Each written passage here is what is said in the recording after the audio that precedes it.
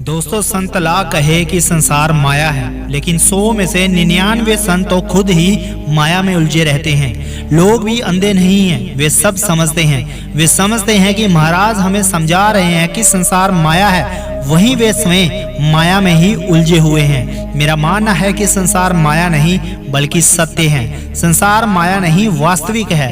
परमात्मा से वास्तविक संसार ही पैदा हो सकता है। अगर ब्रह्मा सत्य है तो जगत मिथ्या कैसे हो सकता है? ब्रह्मा का ही अवरतन है जगत। उसी ने तो रूप धरा, उसी ने तो रंग लिया, वही तो निराकार आकार में उतरा, उसने देह धरी। अगर परमात्मा ही असत्य हो तभी तो संसार असत्य हो सकता है, लेकिन ना तो परमात्मा असत्य है ना ही संसार। दोनों सत्य के दो पहलू हैं, एक दृश्य और एक अदृश्य। फिर माया क्या है? मन माया है। मैं संसार को माया नहीं कहता, मन को कहता हूँ। मन है एक झूठ, क्योंकि मन वासनाओं, कामनाओं, कल्पनाओं और समृद्धियों का जाल है। संसार माया है, ये भ्रामक बात समझकर लोग संसार छोड़कर भागने लगते हैं। आखिर संसार को छोड़कर कहाँ जाओगे?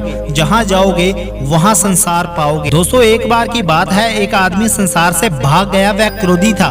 उसने किसी साधु से सत्संग किया तो साधु ने कहा, संसार माया है, इसको त्याग दो, नहीं तो काम, क्रोध, मोह, लोभ और अहंकार तुम्हें घेर लेंगे।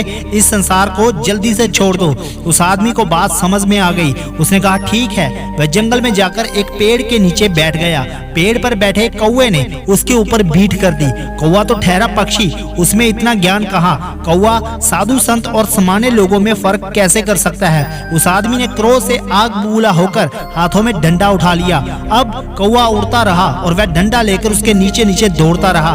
कभी वह कौवे की ओर डंडा फेंकता तो कभी उसे पत्थर मारता। संसार से भागोगे तो यही होगा। आखिर उसने खुद से ही कहा, यह जंगल भी किसी काम का नहीं, यहाँ क्रोध से मुक्ति नहीं मिलेगी, यहाँ भी माया है। वह जाकर नदी किनारे बैठ गया, जहाँ आसपास कोई पेड़ पौधा नहीं था। वह अपने क्रोध के जाल में इतना उदास और हताश हो गया कि उसे जीवन अकार्थ नजर आने लगा। उसकी नजरों में जब संसार ही अकार्थ है और माया है तो जीने का अर्थ ही क्या?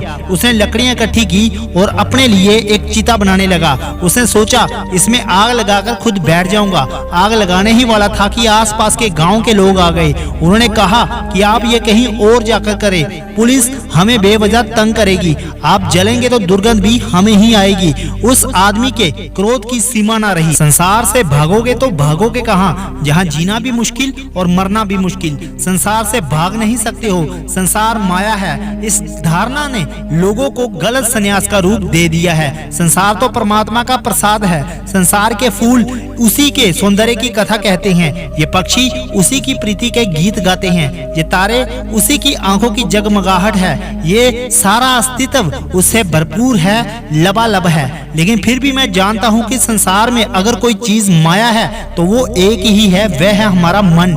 मन ही भ्रमित करता है। इसलिए संसार से भागना नहीं बल्कि मन से छूट जाना संन्यास है, मन से मुक्त हो जाना संन्यास है। इसके लिए पहाड़ों पर, गुफाओं में जाने की कोई जरूरत नहीं। दुकान में, बाजार में, घर में, तुम यहाँ भी हो, वही मन से छूटा जा सकता है। मन से छूटने की सीधी सी विधि है, अगर मन अतीत में जाता है तो उसे जाने दो, लेकिन जब भी वह अतीत में जाए उसे वापस लौटा लाओ। कहो कि भैया अतीत में नहीं जाते, जो हो गया सो हो गया, पीछे नहीं लौटते।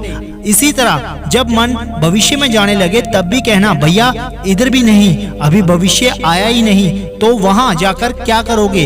यही अभी और इस वक्त में रहो, ये क्षण तुम्हारा सर्वस्व हो। ऐसा होते ही सारी माया मिट जाएगी, मन के सारे जंजाल खत्म हो जाएंगे। उम्मीद करता हूँ कि आज की ये वीडियो आपको अच्छी लगती है। अच्छी लगे तो वीडियो को लाइक, शेयर, कमेंट करना मत भूलिए, और अगर चैनल पर नए हो तो चैनल को सब्सक्राइब करके बेल आइकन को प्रेस करना मत भूलिए। धन्यवाद। जय हिंद, वंदे मातरम।